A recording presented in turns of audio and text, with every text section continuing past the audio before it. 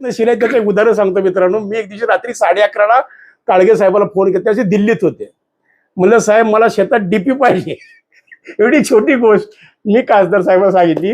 खासदार साहेबाचा रात्री 11:45ला मला फोन आला. अवसेकर मी इंजिनियर साहेबाला बोललोय, उद्या त्या ऑफिसला जा, त्यांची कागदपत्र पूर्ण करा.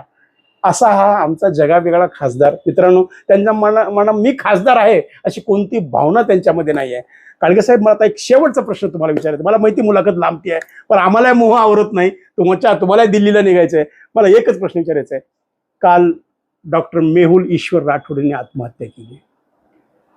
डॉक्टर साहेब मला सांगा, डॉक्टर लोकांनी जर असं केलं तर सामान्य आमच्यासारख्या माणसांनी करायचं काय? अतिशय दुर्दैवी घटना आपल्या लातूरच्या आज मीटिंग त्यांची आमची रविवारी आमची मुलाखत ठरली होती. आम्ही पॉइंट काढले होते गेल्या रविवारी बसून. म्हणजे पुढच्या रविवारी आपल्याला जसं आज तुम्ही रेकॉर्डिंग द्यायला उद्या आमची रेकॉर्डिंग होती.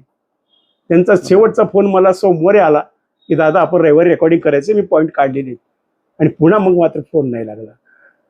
अतिशय दुर्दैवी घटना लातूरच्या इतिहासामध्ये ती नोंदवली जाईल. कारण अतिशय चांगला डॉक्टर, अतिशय रेप्युटेड फॅमिली मधून, अतिशय हुशार, म्हणजे सर्वसामान्यासाठी काम करणारा. आणि कुणाच्याही आयुष्यात असं घडू नये बरोबर ते त्यांनी केलं, त्याबद्दल खरंच वाईट वाटतं. आणि एक लातूरकर म्हणून मला त्याचं खूप दुःख आहे. मित्र म्हणून त्याचं खूप दुःख आहे. बरोबर. आणि एक डॉक्टर म्हणून सुद्धा आज तुम्ही घरी त्यांच्या संतांना भेटायला गेला होता.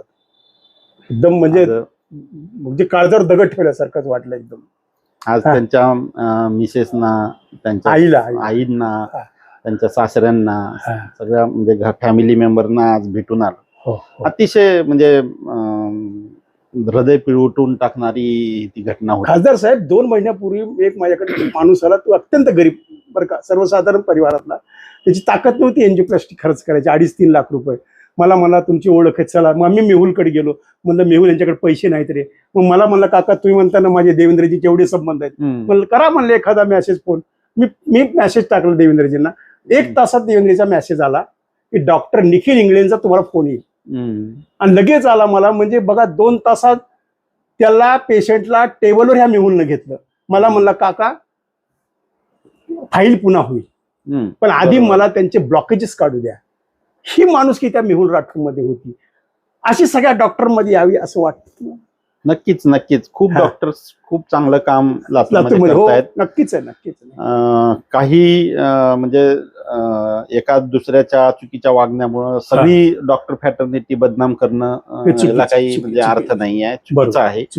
आज ज्या पद्धतीनं आता 20 तारखेला IMA चा मोर्चा महाराष्ट्रभर काढायचं ठरवलंय IMA बरोबर, आणि बंद ठेवायचं ठरवलंय. कारण बऱ्याच हॉस्पिटल्स मध्ये डॉक्टर आणि इतर पॅरामेडिकल स्टाफला मारहाण करण्याचे प्रकार मागच्या काहीतरी असा कायदा तुम्ही लोकसभेत आवाज उठवायला पाहिजे. नाही, लोकसभेमध्ये सुद्धा तो प्रयत्न चालला आहे. महाराष्ट्र सरकारनं तर तो कायदा पास केला आहे.